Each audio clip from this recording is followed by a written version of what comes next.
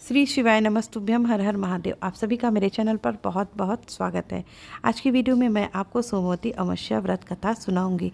तो चलिए सुनते हैं सोमवती अमावस्या व्रत कथा। बोलिए गणेश जी महाराज की जय।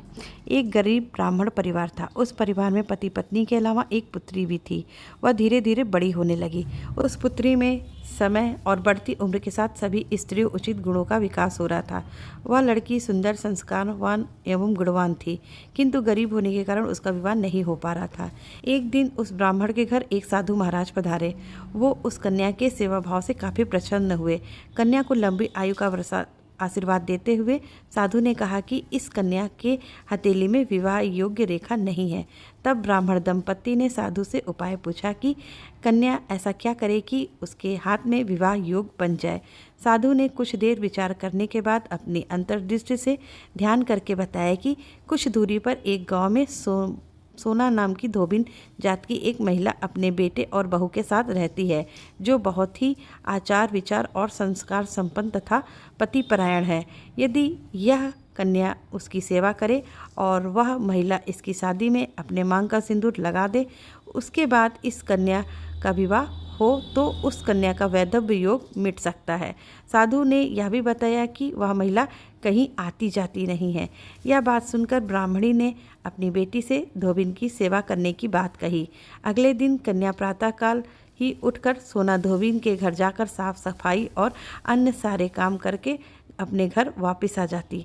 एक दिन सोना धोबिन अपने बहू से पूछती है कि तुम तो सुबह ही उठकर सारे काम कर लेती हो और पता भी नहीं चलता।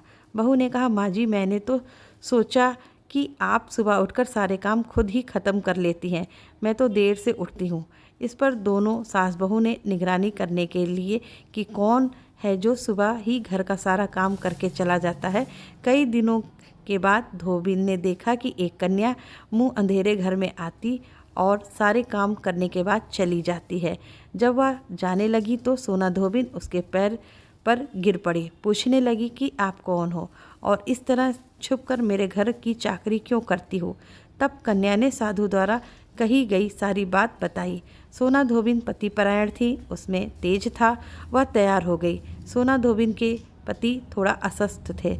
उसने अपनी बहू से अपने लौट आने तक घर पर ही रहने को कहा।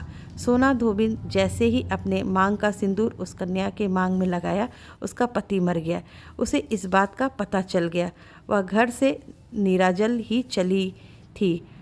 यह सोचकर कि रास्ते में कहीं पीपल का पेड़ मिलेगा तो उसे भावरी देकर और उसकी परिक्रमा करके ही जल ग्रहण करेगी। उस दिन सोमवती अमावस्या थी। ब्राह्मण के घर मिले पुए पकवान की जगह उसने ईंट के टुकड़े से 108 बार भावरी देकर 108 बार पीपल के पेड़ की परिक्रमा की। उसके बाद जल ग्रहण किया। ऐसा करते ही उसके पति के मुर्दा शरीर में वापस जान आ गई। धोबिन का पति वापस जीवित हो उठा। इसलिए सोमवती अमावस्या के दिन शुरू करके जो व्यक्ति हर अमावस्या के दिन भावरी देता है, उसके सुख और सौभाग्य में वृद्धि होती है। पीपल के पेड़ में सभी देवों का वास होता है। अतः जो व्यक्ति हर अमावस्या को ना कर सके, वह सोमवार को पड़ने वाली अमावस्या के दिन 108 वस्तुओं की भावरी देकर सोना धोबिन और गौरी गणेश का पूजन करता है, उसे अखंड सौभाग्य की प्राप्ति होती है। ऐसी प्रचलित परंपरा है कि पहली सोमवती अमावस्या के दिन धान, पान, हल्दी, सिंदूर और सुपारी की भावरी दी जाती है।